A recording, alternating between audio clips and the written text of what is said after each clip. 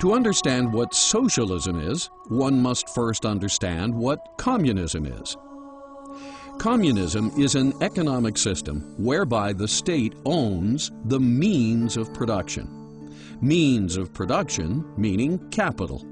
Capital meaning money, machinery, labor, land, and resources. Socialism is an economic system whereby the state owns the fruits of production. Fruits of production meaning revenues generated by the means. Revenues generated by the means is another way of saying taxes.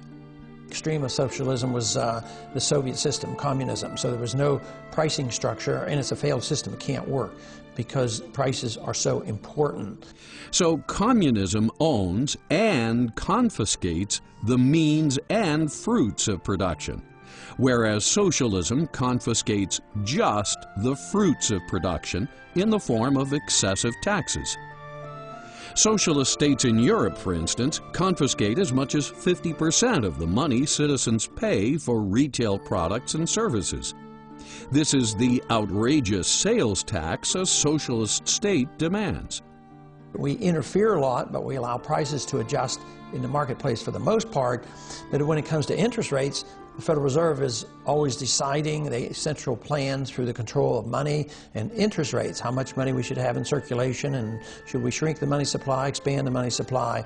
And that's a form of socialism, but it's only half of socialism because it's controlling only half of the transaction, and that's money. But it's very dangerous and leads to an authoritarian approach because it eventually breaks down, and I think that's what we're witnessing today. Thus, a socialist state rapes the people mainly through excessive taxes. A fascist state rapes the people mainly through excessive debt. Both ultimately rape the people through taxes because debt causes inflation, a hidden tax. Debt causes inflation because the Federal Reserve System facilitates the conversion of government bonds, government IOUs, into Federal Reserve notes, what we use as a currency. Well, the Federal Reserve, in its very nature, is contrary to a free market. The Federal Reserve is not only regulating, but it's manipulating the marketplace against the will of the people who are conducting the marketplace. When this is done, the money supply is inflated. When the money supply is inflated, it becomes watered down or diluted.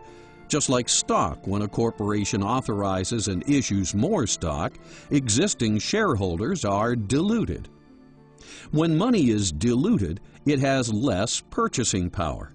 When it has less purchasing power, prices rise because it takes more Federal Reserve notes to purchase a given product. When prices rise, it has the effect of a tax. Inflation is therefore a hidden tax.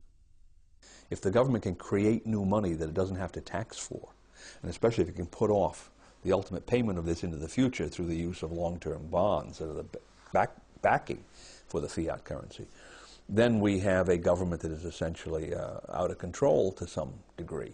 It can make decisions that are not immediately going to subject the people to pressure.